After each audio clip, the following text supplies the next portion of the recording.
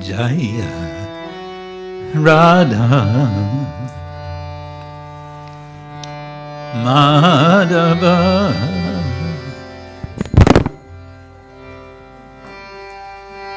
Jaya Kunja Bihari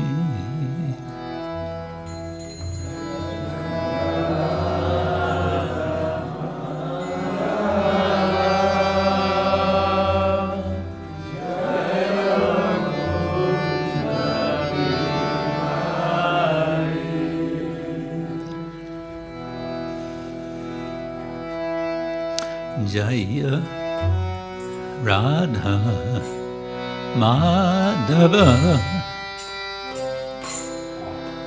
Jaya Kunja Bihari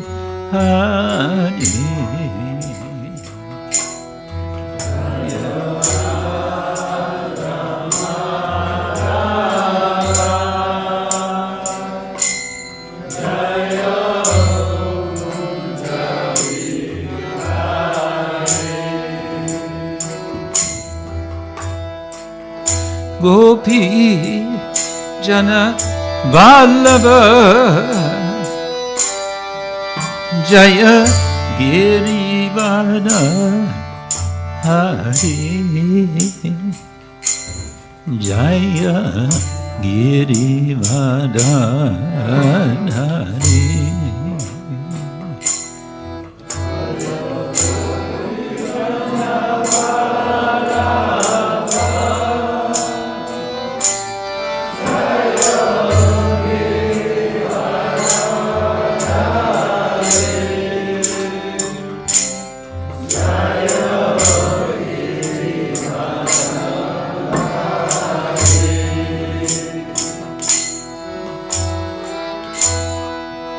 Gopi Janavallabha Jaya Girivardha Hari Jaya Girivardha Hari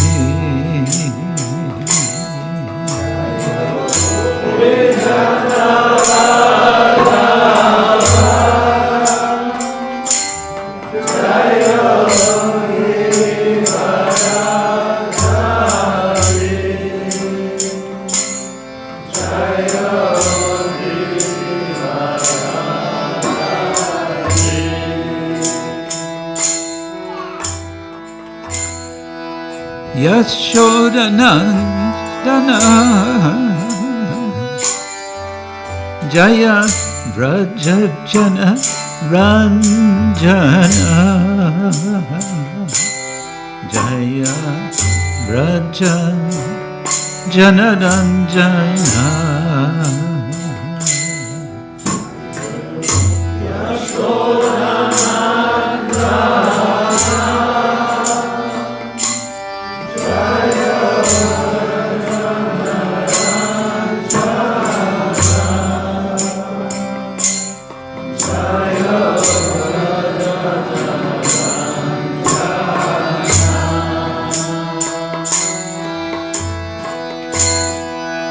Yashodanandana Jaya Vraja Janaranjana Jaya Vraja Janaranjana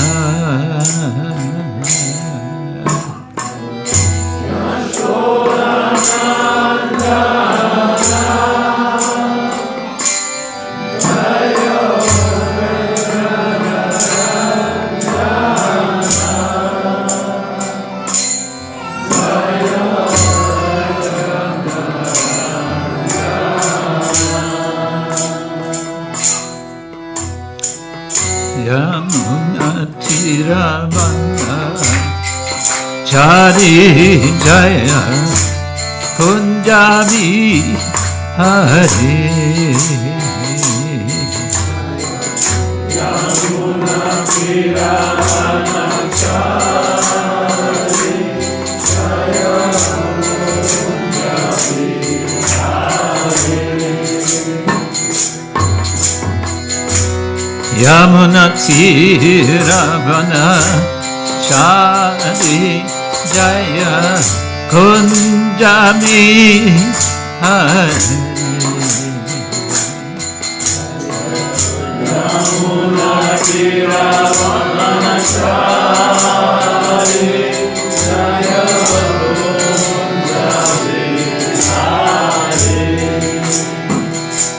Jaya Radha Madhava Jaya Kunjami Hari Jaya Radha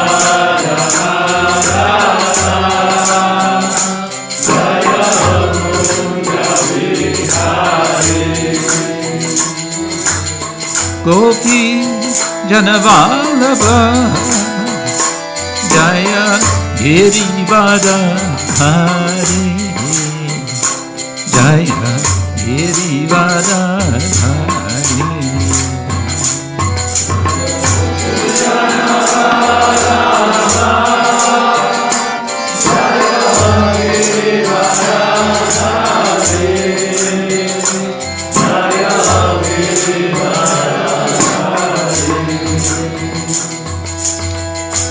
Yashodanandana Jaya Raja Janaranjana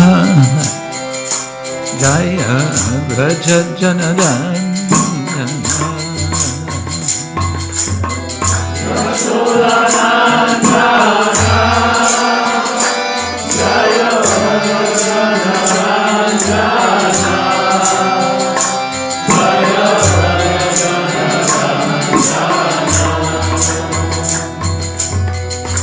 Yamunatiravanachari Jaya Kunjabi Hari Jaya Yamunatiravanachari Jaya Kunjabi Hari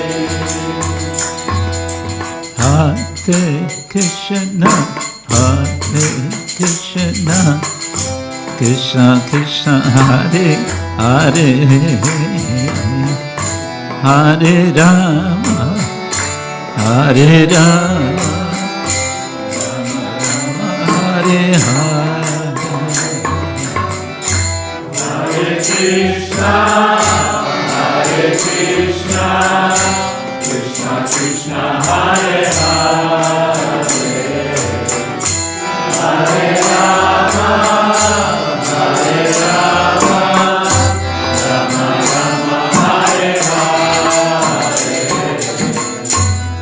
Hare Krishna, Hare Krishna, Krishna Krishna, Hare Hare,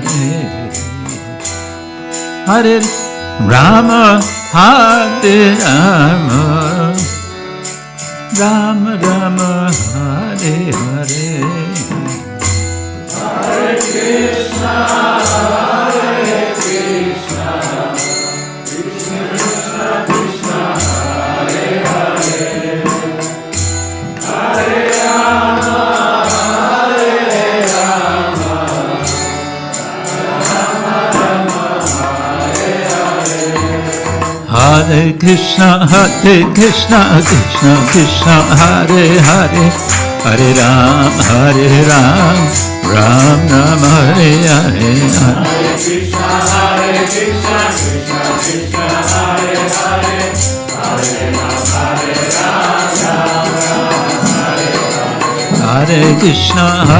Krishna, Krishna Krishna, Hare Hare, Hare Ram, Ram Ram, Hare Krishna, Krishna Krishna, Hare Hare, Hare Ram, Ram Ram, Hare Hare, Hare Krishna, Krishna Krishna, Hare Hare, Hare Ram, Ram Ram,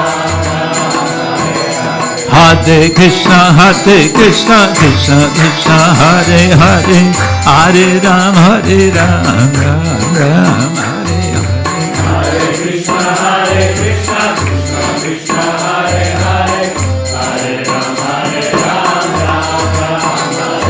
Hare Krishna, Krishna Krishna, Hare Hare, Hare Ram, Ram Ram, Hare Hare Hare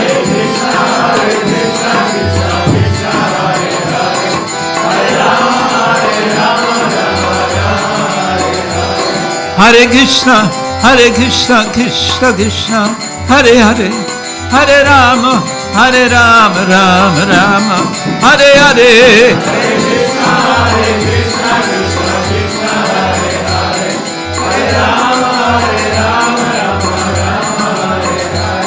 Hare Krishna, Hare Krishna, Krishna Krishna, Hare Hare. Hare Rama, Hare Rama, Rama Rama, Hare Hare.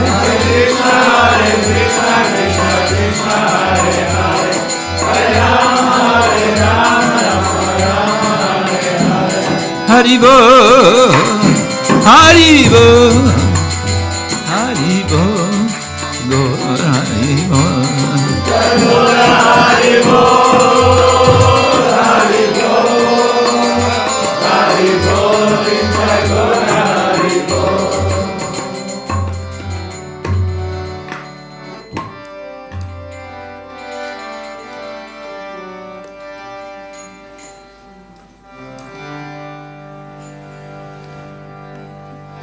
Srila Prabhupada ki jai, Shri Pancha Tattva ki jai, Grantharaj Srimad Bhagavad-gita ki jai.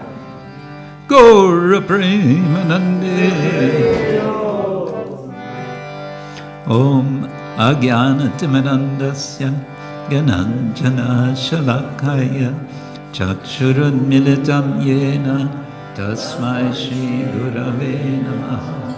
Shri Chaitanya Manobhishtam Stapitam Yena Bhutale Swayam Rupa Kadamayam Tadati Swaparantikam Vandeham Shri Guru Shri Yuta Padakamalam Shri Guru Vaishnavam Shri Rupam Sahagrajatam Sahagana Raghunatam Vitantam Sajivam Sadvaitam Savadutam Parijana Sahitam Krishna Chaitanya Deva Shri Radha Krishna Padam Sahagana Lalita Shri Vishakhanvitam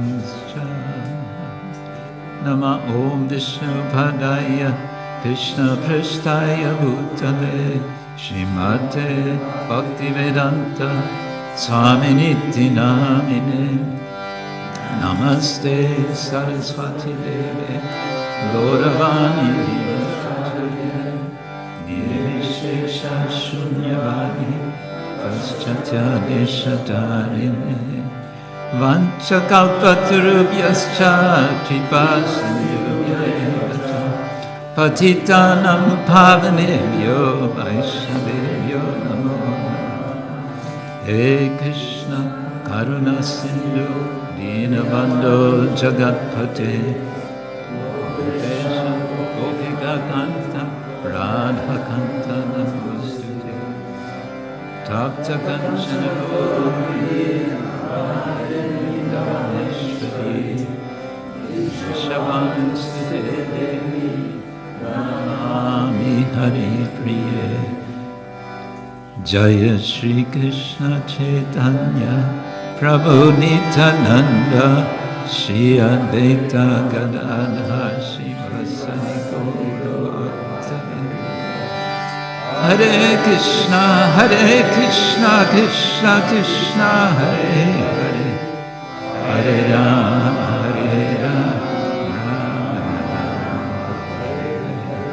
Om Namo Bhagavate Vasudevaya Om Namo Bhagavate Vasudevaya Om Namo Bhagavate Vasudevaya Om Namo Bhagavate Vasudevaya Om Namo Bhagavate Vasudevaya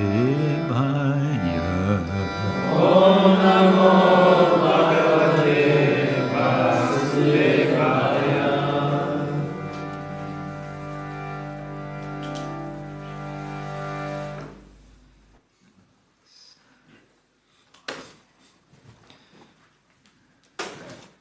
can leave this here. We can use this as a table.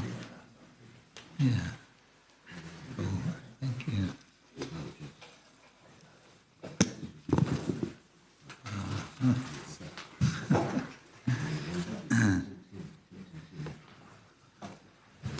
So, again, good evening, everyone. Ladies, feel free to move more this way if you like. It's if I have to turn always my neck. Feel, there's a lot of space here.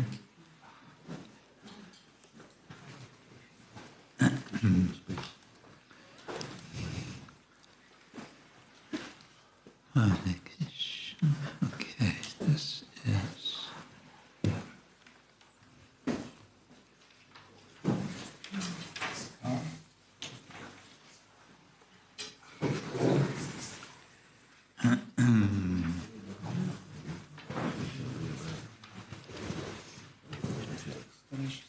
Okay.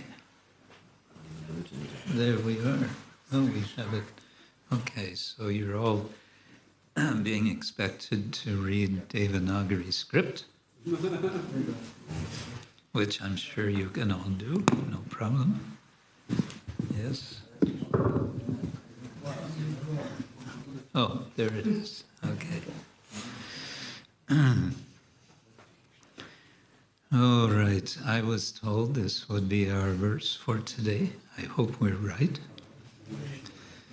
Yes? Okay. Oh, thank you. All right, so here we are. Krishna is speaking with Arjuna, speaking some quite strong words to convince him to fight. Let's read. Bhayād, raṇād, uparatam. Bhayād, raṇād, uparatam. Maṁsyante tvam mahā-rathāḥ. Maṁsyante tvam mahā-rathāḥ. Yeṣāṁ ca tvam bahu-mato. Yeṣāṁ ca tvam bahu-mato. Bhūtvā yāsyasi lāghavam. Bhūtvā yāsyasi lāghavam. Bhayād, raṇād, uparatam. Maṁsyante tvam mahā-rathāḥ. Yeṣāṁ ca tvam bahu-mato. Bhūtvā yāsyasi lāghavam.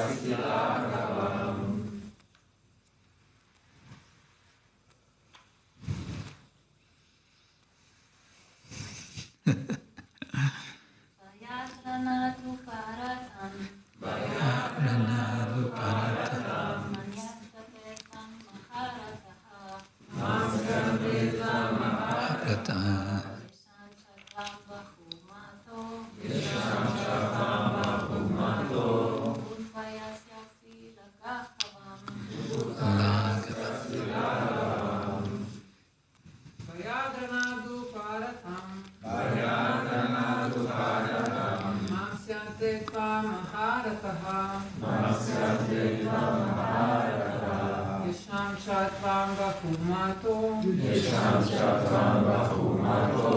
Bhūtvā yāsyasi lāghavam.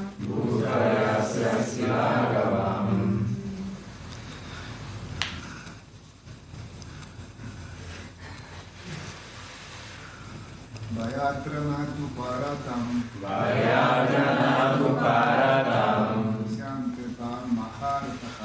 maṁsyante tvāṁ mahā-rathāḥ. yeṣāṁ bahu-mato. yāsyasi lāghavam.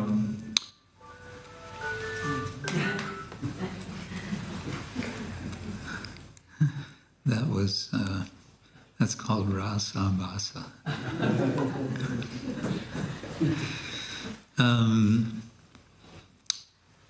So, without looking at your phones, and without, maybe we can make it so we don't see the word for word. Who's controlling this? You're controlling. Okay, good. So what does bhaya mean? Fear. Fear. So bhayāt means out of fear, from fear. Okay? It's called the ablative form.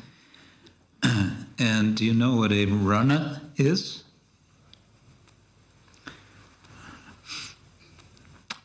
Where are Krishna and Arjuna right now as they're speaking? On a battlefield. That's a raṇā. One of Krishna's names is raṇāchora. Yes, raṇāchora. We say ranchor. When I first heard that name, I thought, oh, a rancher. Like in America, they're ranchers. Krishna is also a rancher, but transcendental. Anyway, raṇāchora. So raṇāt means, if bhayāt means from fear or out of fear, what would raṇāt mean? Raṇā means battlefield. raṇāt? From the battlefield. Very good. Uparatam is translated here as ceased or stopped. Maṁsyante, they will consider. This comes from manas, which means the mind. And it's future tense. You can tell that it's future tense because of the sa-ya, so maṁsya. Oh, it's there, you can see. Maybe you can, yeah. Okay, that's all right. So, maṁsyante, that sya indicates future tense.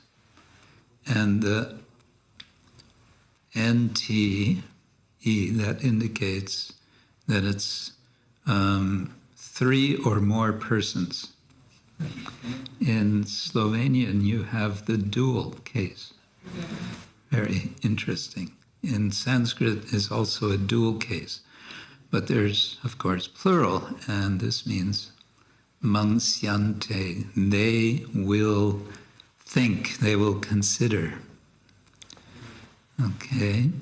Tvam, we all know what tvam means.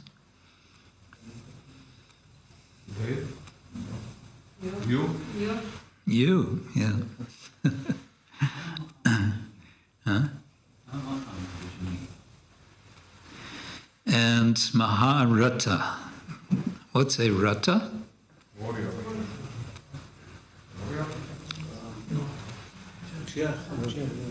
A chariot, yeah. But here we have, you're right, it's referring to warriors, but literally chariot. So mahā-rathāḥ means one who is, well, it could mean one who has a big chariot. But it comes to mean, as Prabhupada says, the great generals. It's plural. We know it's plural because of the long A, raṇād. So the great fighters against chariots or with chariots, something like that. Okay, yeṣāṁ is, here's translated for whom, cha, tvam. Again, you, bahu-mataḥ, in great estimation. That'll become clear in the translation, what that's about. Bhūtvā, this is called a gerund, which means having become, or becoming, or having been. So having been a bahu-mataḥ, one who was highly regarded, yāsyasi, again this sya is future, and the si at the end means you, so second person singular, yāsyasi, from yam, I think, to go. So you will go. Where will you go? Lāghavam. Maybe you know the word. You've all heard the word guru. Yes. What's the opposite of guru? Huh? A guru. You're right. What's another opposite? Lagu. That's right. Lagu. Yes. Lagu means light or insignificant. So you will become lāghavam. You will become decreased in value. You will become lightweight. Okay, translation and purport by His Divine Grace, A.C. Bhaktivedanta Swami Srila Prabhupada. Translation: the great generals who have highly esteemed your name and fame will think that you have left the battlefield out of fear only, and thus they will consider you insignificant. Purport: Lord Krishna continued to give his verdict to Arjuna. Verdict means judgment. Quote, do not think that the great generals like Duryodhana, Karṇa, and other contemporaries will think that you have left the battlefield out of compassion for your brothers and grandfather. They will think that you have left out of fear for your life. And thus, their high estimation of your personality will go to hell. Okay. Krishna is continuing his argument to Krishna, to Arjuna. To Arjuna, to persuade him to stand up and fight, as he will say several times. Utishto, stand up and fight. In verse 37, he will say, Tasmat utishta konteya yudhaya kritanischaya. And it's interesting how he's really changed quite suddenly the angle of argument from what he was arguing before. What was he arguing from verse 12, verse 11, up to through verse 30? What was his basic What would you say was Krishna's basic argument? We're not this material body, the soul. Yes, and therefore,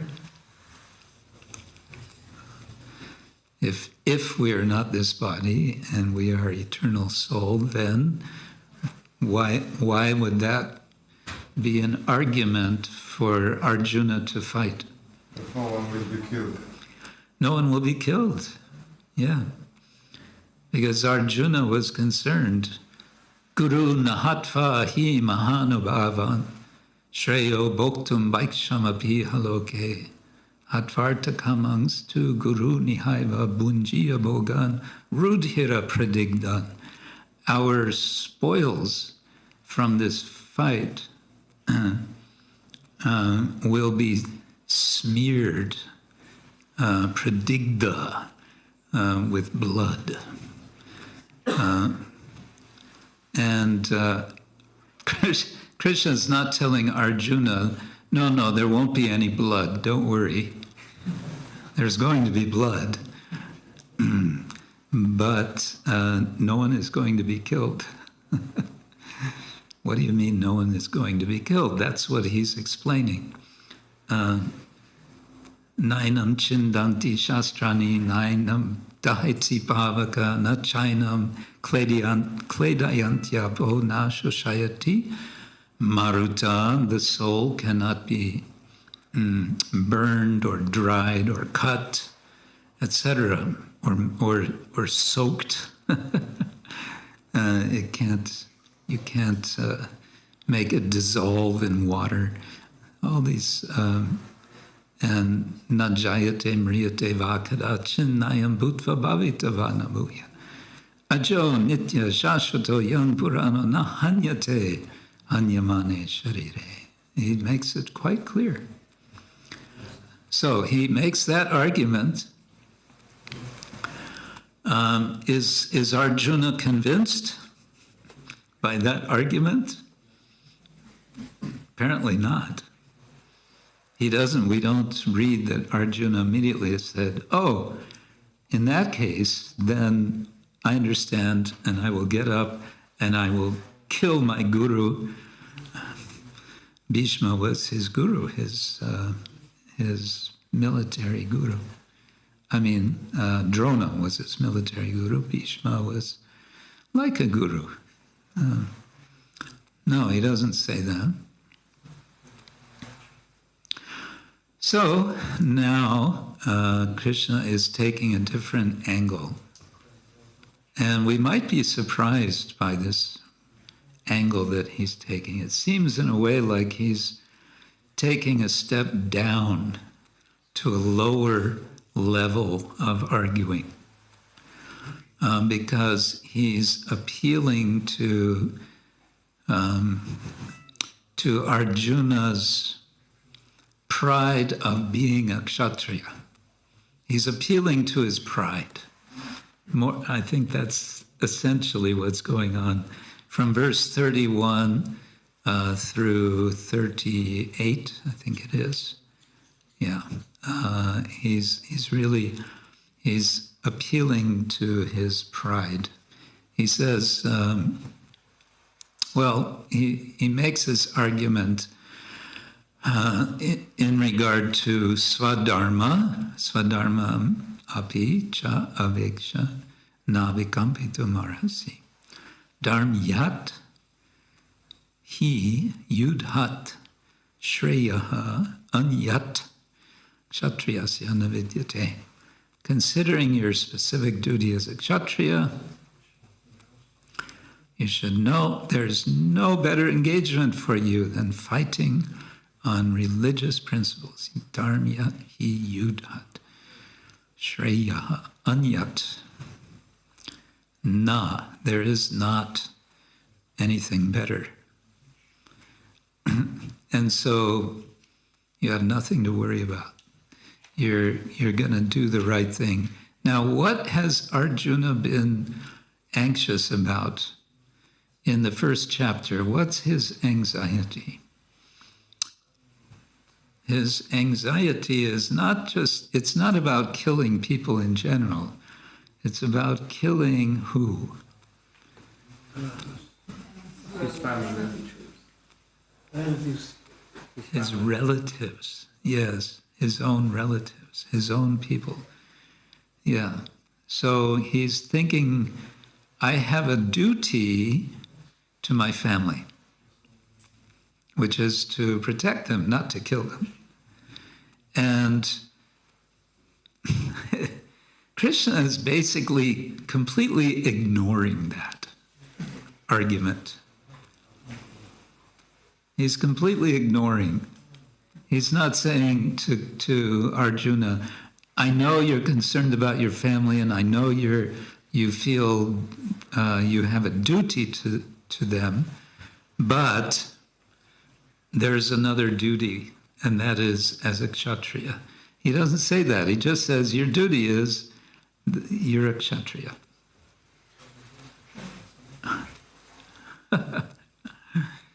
And in that location of argument, your duty is as a kshatriya, then he's appealing to his kshatriya spirit of pride. And his pride, and also the sense of opportunity. Yadrichaya cha upapannam svargadvaram apavritam. Sukhina kshatriya partha lavante yudham idrisham. Come on, you're a kshatriya. Kshatriyas are thrilled to get such an opportunity to fight. It's a great opportunity. Why is it an opportunity? Svargadvaram apavritam. The doors, the dvaram of Svarga, apavritam, they open up wide for the kshatriya. Because what does a kshatriya want? He wants to go to heaven. What do the Brahmins want? They want to go to heaven. How do they go to heaven? They do all of these elaborate sacrifices. Kshatriyas, all the kshatriya has to do is go out and get killed in a battle.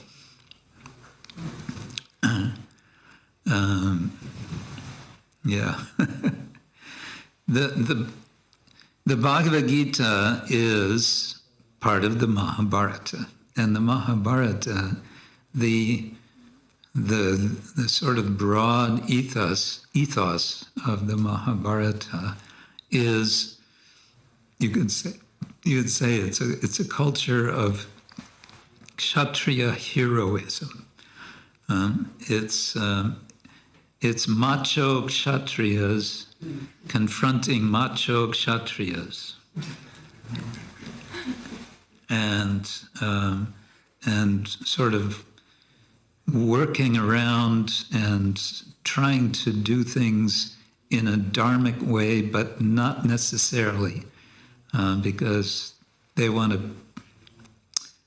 to prevail more than anything. They want to conquer. They want to control one way or another. And so, dharma is there, and we're very concerned about it, but yeah, there's something else, and that's just this spirit of conquering and controlling.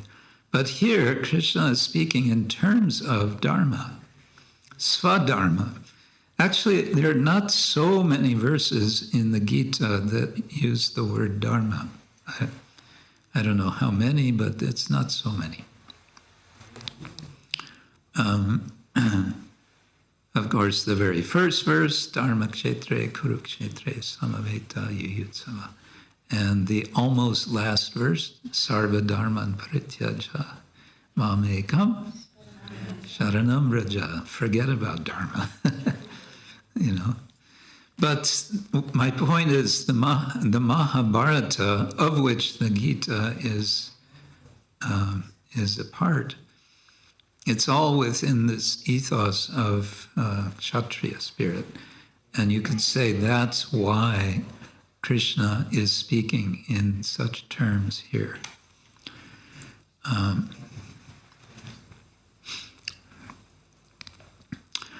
In the next verse, verse 33, he gives a warning about the consequence of not performing his kshatriya duty. Ata chet tvam imam dharmyam sangramam na karishyasi.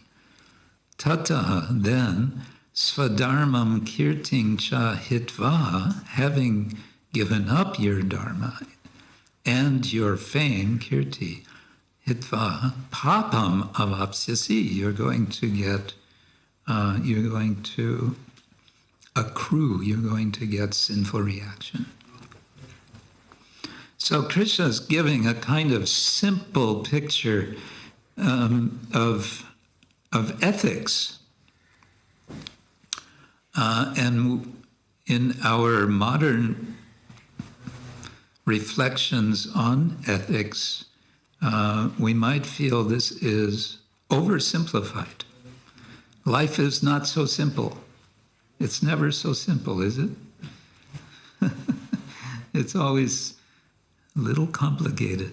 Making decisions are always with so many different factors to consider. And that's in effect what Arjuna is trying to say in the first chapter. And Krishna is kind of dismissing it all and just saying, you only have to think of one thing. I'm a kshatriya, my duty is to fight. If I don't fight, if I do fight, I can go to heaven or I can win a kingdom. If I don't fight, I get sinful reaction.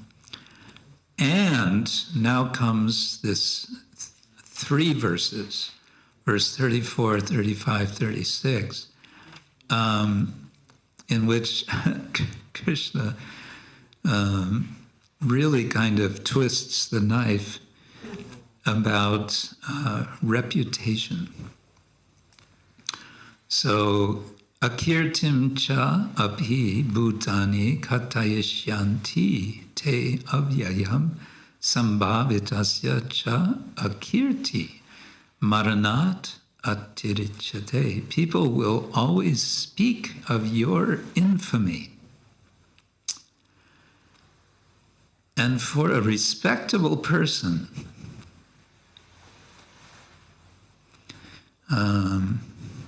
sambhavita, for one who is respected, dishonor is worse than death. Raṇād. Akirti is, kirti means fame. Akirti is the opposite of that. Marana is death. Raṇāt means than death, comparing. Atirichate, it becomes more than death. So infamy is a bigger thing than death.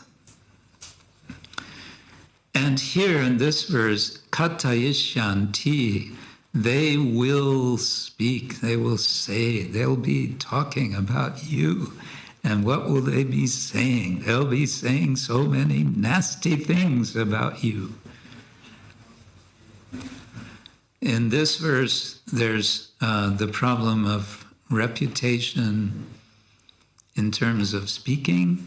In today's verse, verse 35, it's about maṁsyante, it's about what people will think. And in verse 36, vadishyanti, again, speaking. They will speak nindanta, they'll say nasty things about you. So reputation. Reputation, I think we're all concerned about reputation. I think it's,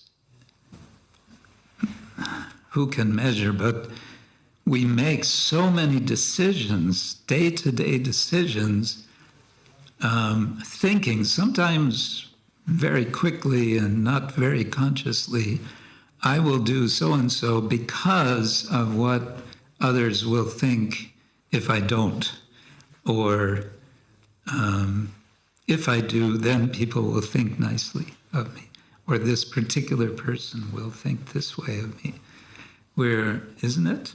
We're always thinking, what will they think? What will they say? And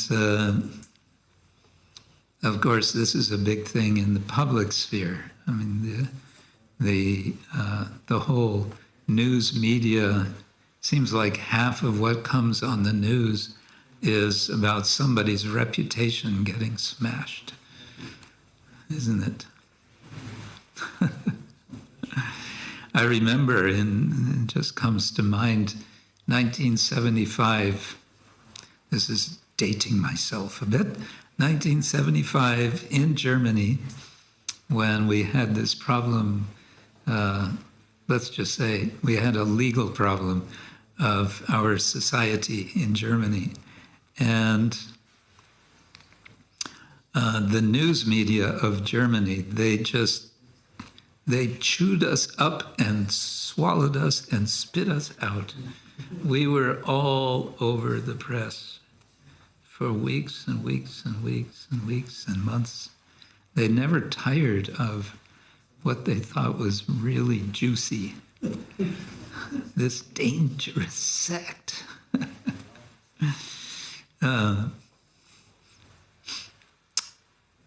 Yeah, so of course reputation is, as individuals, we have our reputation, but also collective.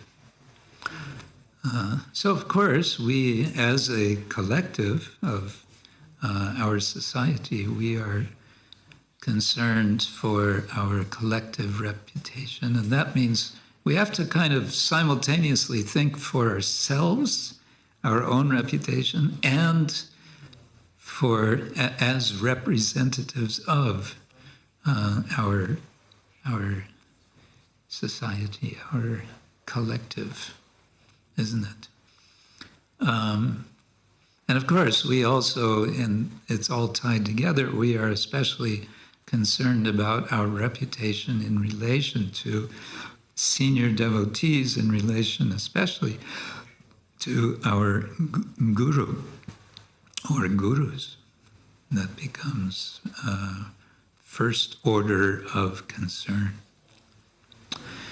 But again, here, it's kind of, I don't know, to me it's a little surprising that Krishna is taking this angle to persuade. It's all about, he wants to persuade Arjuna to do something, to stand up and fight in a war. That's the immediate situation. And of course, the Bhagavad-gita as a whole, Arjuna's going to say, well, you know, let me understand things better. And then we get the whole 18 chapters of the Gita. But here, he seems to be wanting to say, look, stop thinking, just get up and fight. You're a Kshatriya. Kshatriyas, what do Kshatriyas do? They don't think too much, they just get up and fight, okay? Don't worry, you'll go to heaven, or you'll get a kingdom or something, and if you don't, look what's going to happen. These terrible, people are going to talk all nasty things about you, and even if they don't talk, they're going to think bad things. Maṁsyante tvam mahā-rathāḥ. One might consider this section as what the Buddhists call an upaya. An upaya in the Buddhist context is, they typically translate as skillful means. A skillful means of having someone become more elevated spiritually. The idea in the Buddhist context is you are perhaps making some argument which is not about ultimate reality, but you use that argument because it's going to get an appropriate result or an appropriate understanding. So it seems like that's kind of what's happening here. Those are a few thoughts on this. Maybe we can see if there's any discussion. Anything you want to bring out or up or away or down? Ananta Prabhu, any thoughts?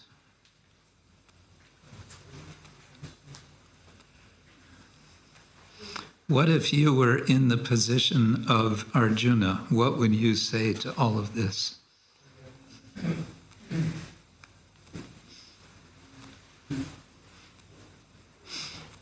Thank you for this. Thank you for this very nice explanation from different angles of vision. There's many new things we today. No comment further from that. What about my question? What would you say if you were in Arjuna's position? I will be confused. Arjuna. Where is the toilet? Arjuna was quite lucky. He had such a mentor in such a crucial moment. Otherwise, he would do quite a mess if he wouldn't have Krishna.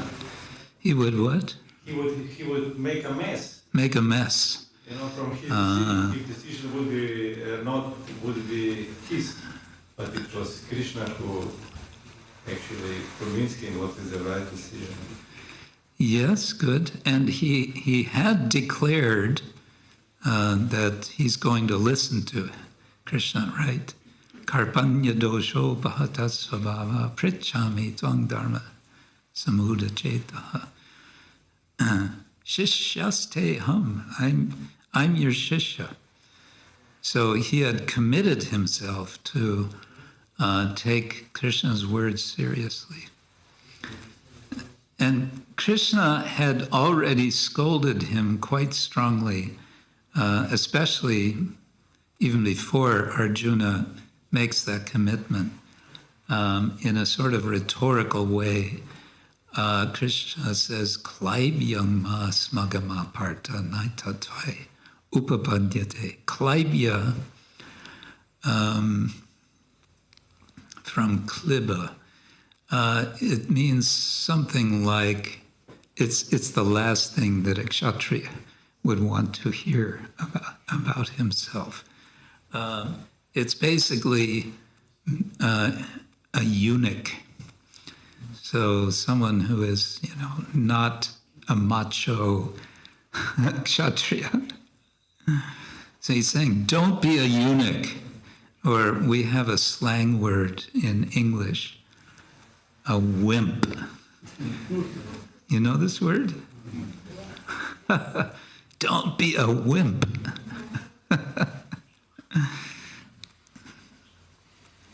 Huh?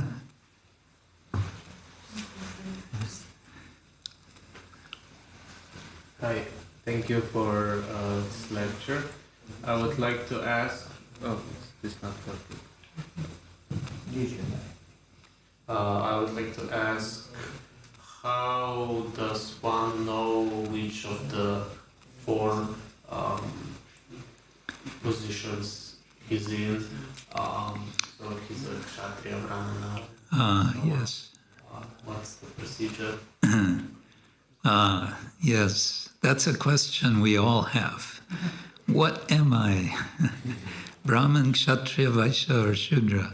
In India, in some sense, you could say traditionally that's made a lot easier because there was the general sense of probability that if you're born into a family of Brahmins or of Kshatriyas, etc., that's probably what you are. And they make it traditionally even easier with what is called the jati system. Present day, the word caste is used, and this is a bit confusing. I think it's a Portuguese word, and whether caste means jati or whether it means varna or a combination of both is a bit confusing. Jati is mentioned in the Bhagavad-gita in the first chapter.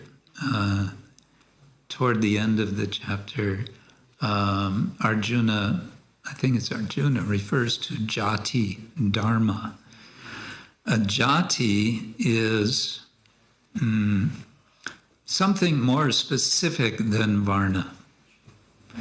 And anthropologists have estimated that presently in India there are some 3,000 different jatis.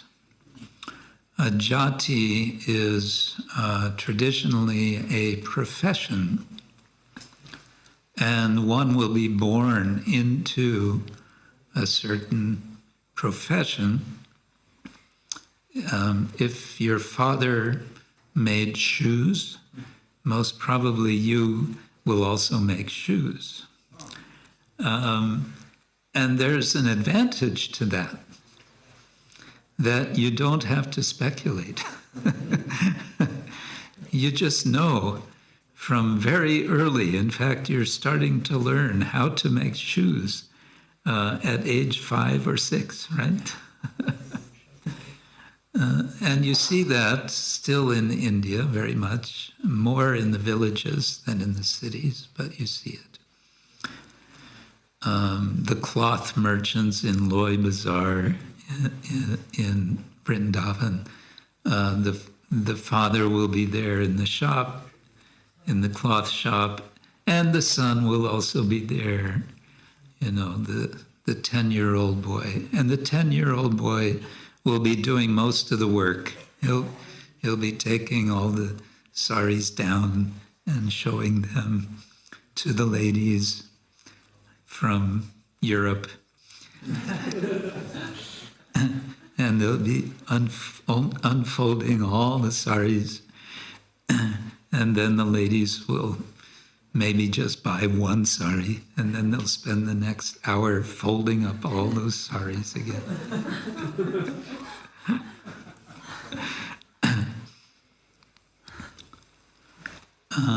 How do we know what is our dharma?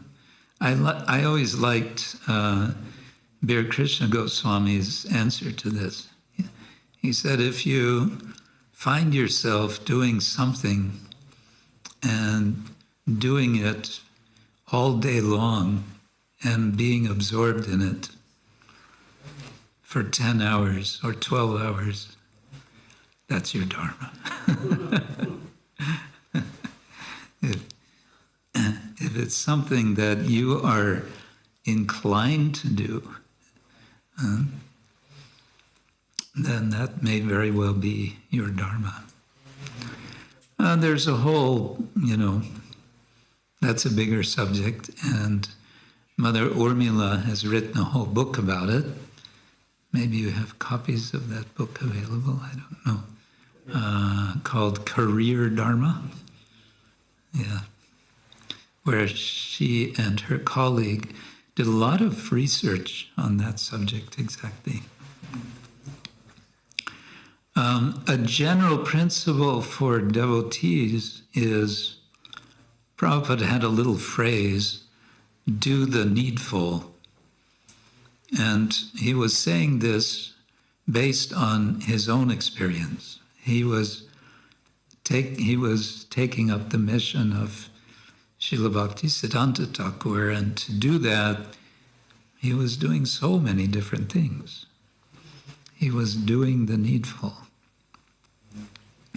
And whenever there was someone to help him, he would get those people to also do the needful.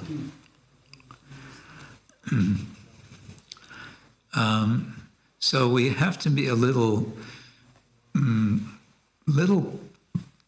careful. There's kind of two things.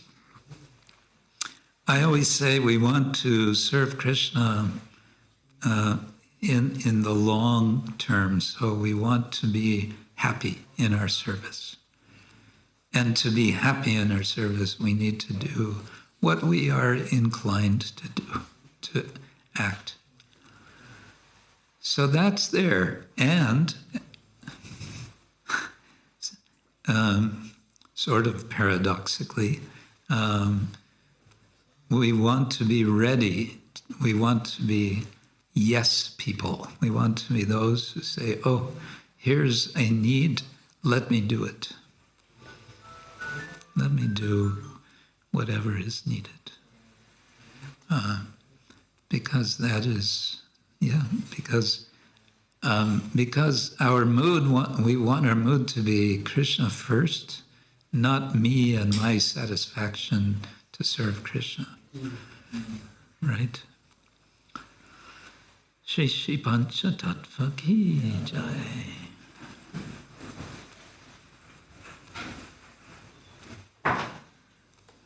Is that okay? Thank you very much. I will pass the microphone to Any ladies' comments? Or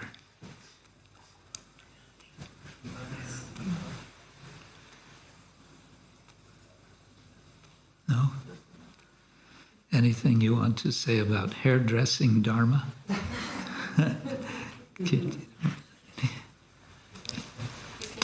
Our abilities. No, I just found something that I can do. A little closer. Yeah, I can just say that I found in my work how to use it Mm-hmm. for preaching. Yeah. And I love it. Yeah, that's perfection. When you find in what you're doing a way to connect people with Krishna, that's perfect. That's nice. Yeah.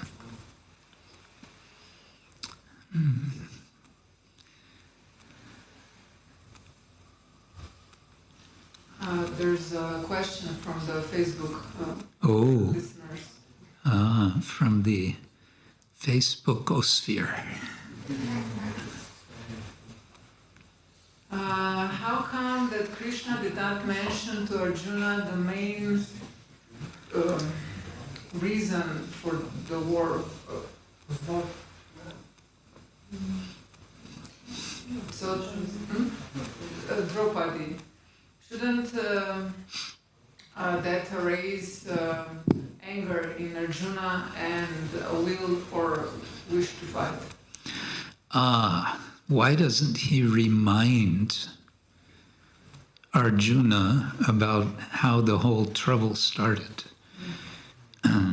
This outrage against Draupadi that happened in the gambling match. Why doesn't he say, remember what happened back then, don't you know? You're asking me why he does not say something. I always have only one answer, that you have to ask Krishna.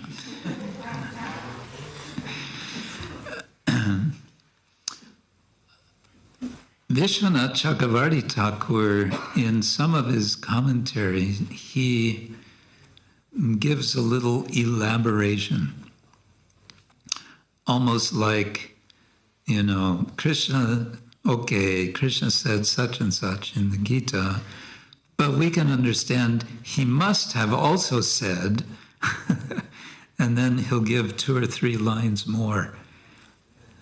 That comes a few times in the Gita. That's Vishwanath Chakravarti Thakur, his,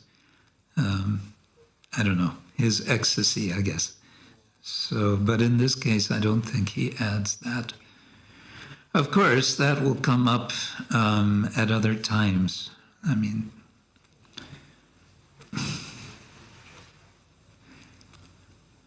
Yeah, I don't want to guess why Krishna does not say something.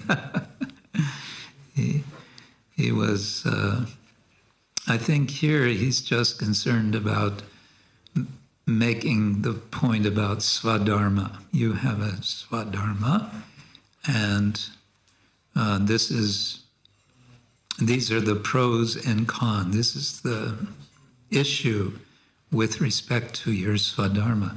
So he's giving using a technical English term, a deontological argument that from the perspective of deontology, which is the form of ethics, which says, how should I act? Question, how should I should act as I am ordered to act, according to duty. I should not be considering anything except duty.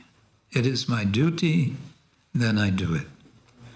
So that is a very strong principle in, broadly speaking, in Vedic culture. It is a way that we determine whether or not to do something. Oh, it's my duty, I do it.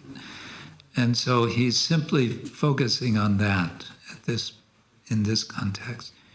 Your swadharma, what is your swadharma? You're a kshatriya. Is there any doubt that Arjuna is a kshatriya? No, it's completely clear that he's a kshatriya. And so there's a simple one step from there. Therefore, your duty is to fight. So this is deontological ethics. It's not utilitarianism. It's not virtue ethics. It's not it's not ethics of care. That's a new sort of modern style of ethics.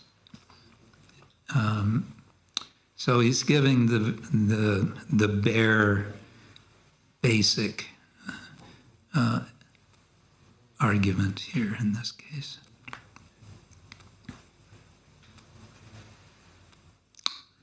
Yeah.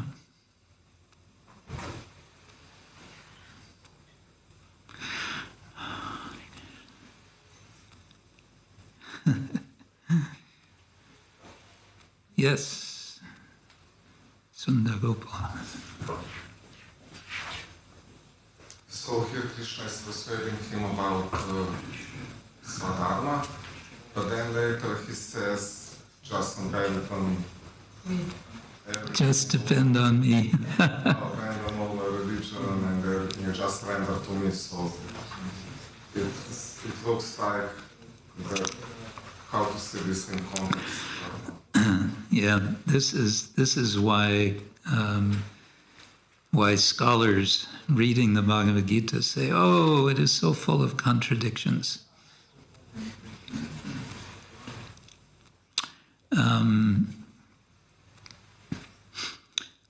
One point to be made here would be with regard to location of argument. So in this case, sarvadharman parityaja, it's coming at the end. And because it's coming at the end, that means that's carrying more weight.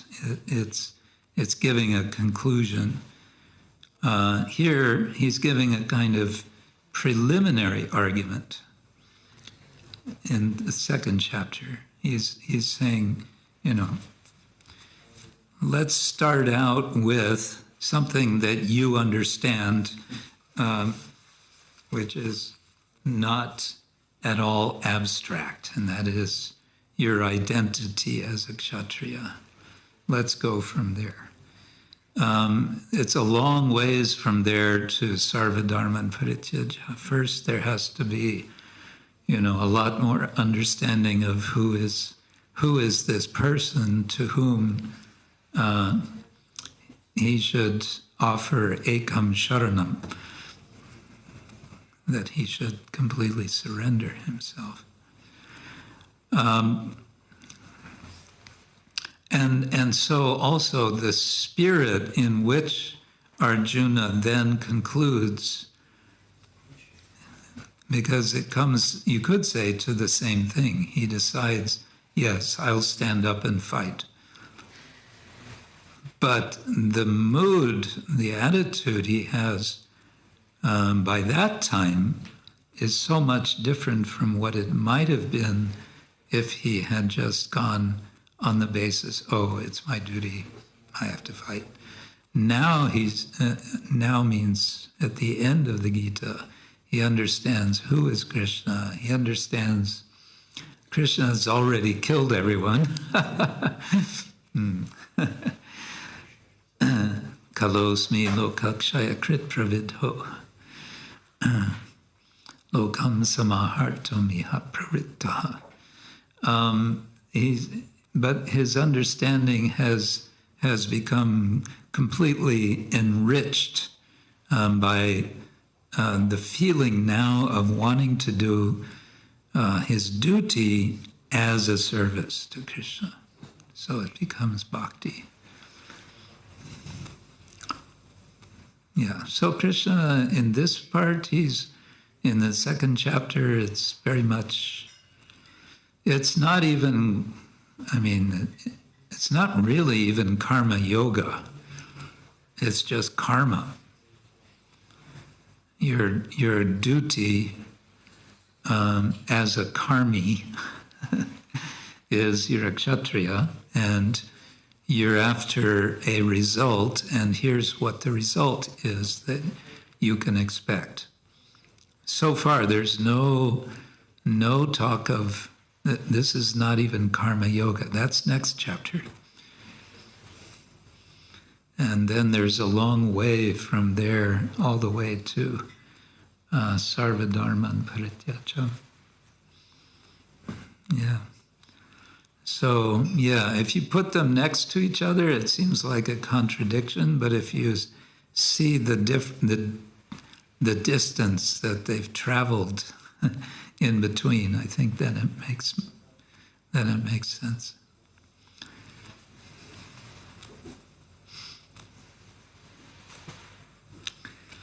Krishna, yes. Tari.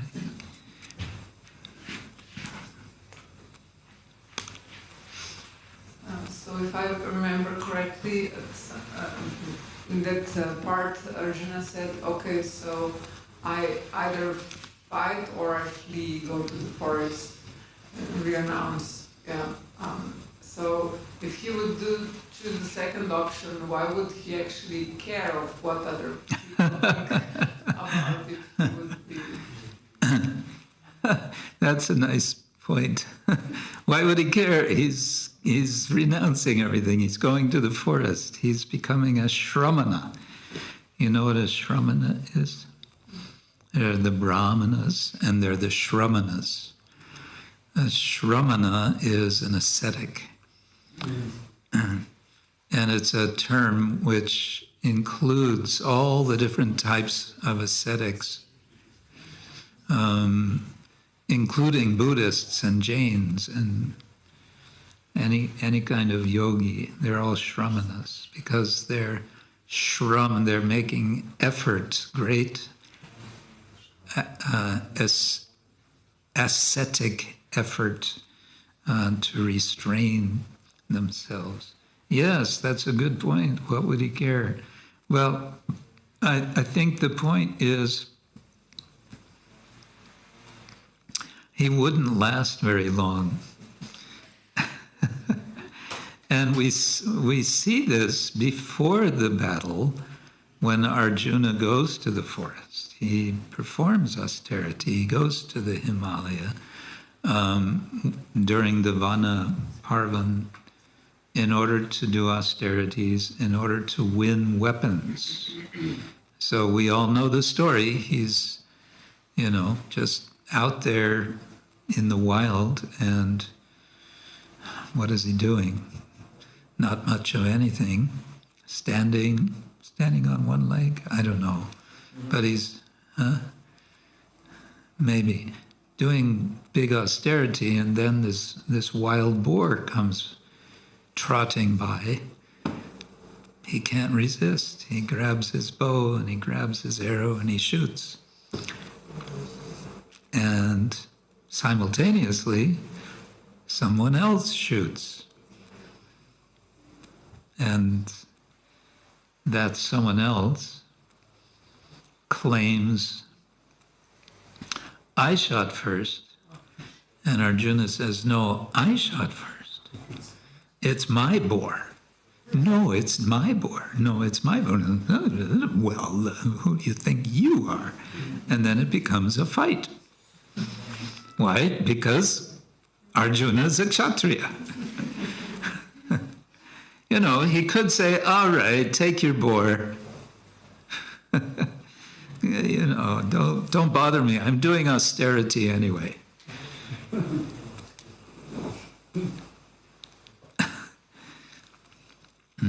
I'm busy. Who cares about this? I'm here for some much bigger purpose. He might have said that, but no. He says, we have to fight. And of course they fight, and what happens, it turns out that this hunter is none other than Shiva himself. And Shiva is pleased with Arjuna, and being pleased with him, he blesses him with the Pashupata weapon, I think. Yeah. So, and